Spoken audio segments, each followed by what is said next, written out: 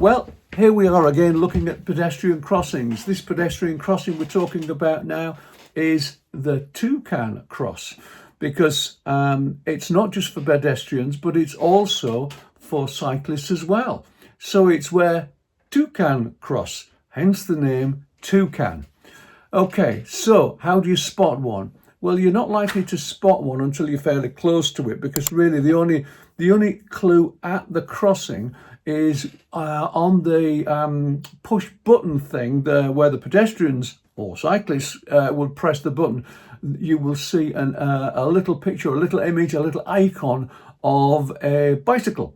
And when you see the bicycle as red, it means the cyclists and pedestrians have got to wait. And when you see that cycle green, you'll also see a little green person as well. And that will be for the pedestrians and the cyclists to cross. If they've got a red for them to wait, that would mean that you've got a green to go. So you might also see some other evidence telling you that there is a greater than average chance of you seeing cyclists, because they're not going to put a Toucan crossing where they could have just put a Pedestrian crossing.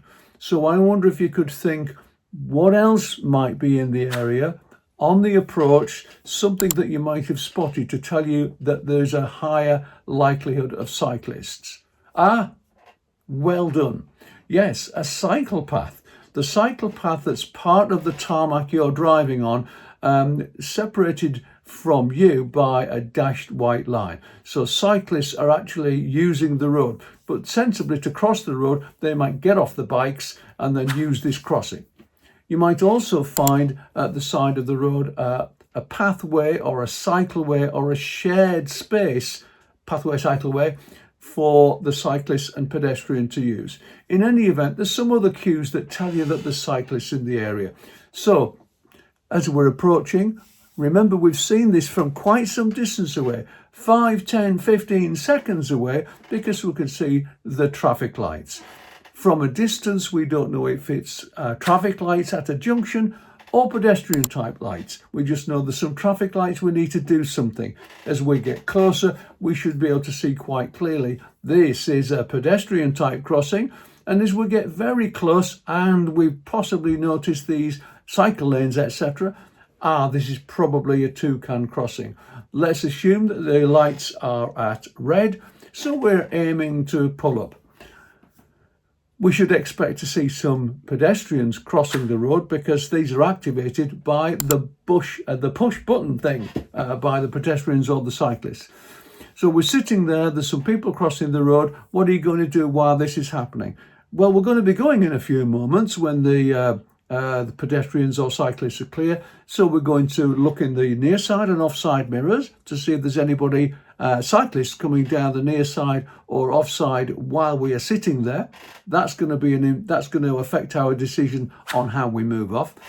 And we're also going to look ahead that we've got some space to go to once we get a green light. So what happens next? We get an orange flashing light. An orange flashing light rather than red and amber.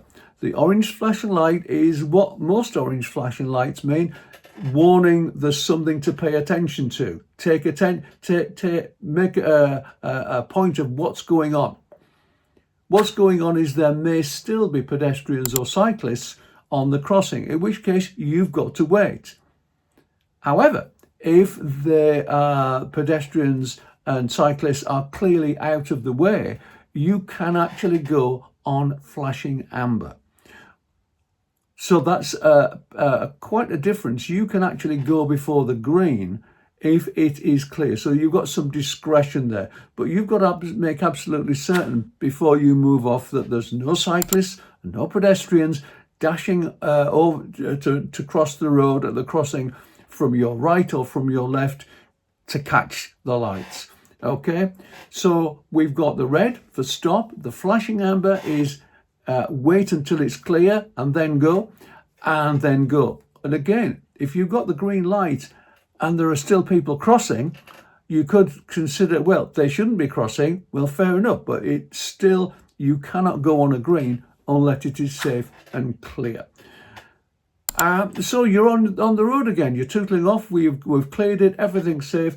We're approaching the next pelican or pedestrian crossing, and the lights are green, and they are going to change to amber.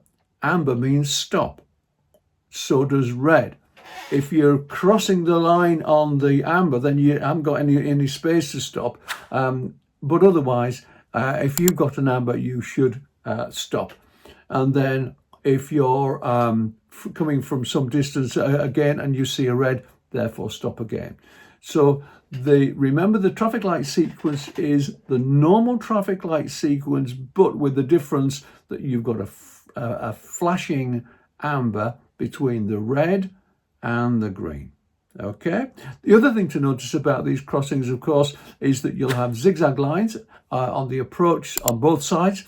And this is to keep clear. Don't park on there. Don't overtake anybody who's stuck or anything like that. Keep it clear so that you can see pedestrians as you're approaching and as you're sitting around at the crossing, and also that that pedestrians can see up the street to their left and their right for any traffic that's around. Okay, safe driving.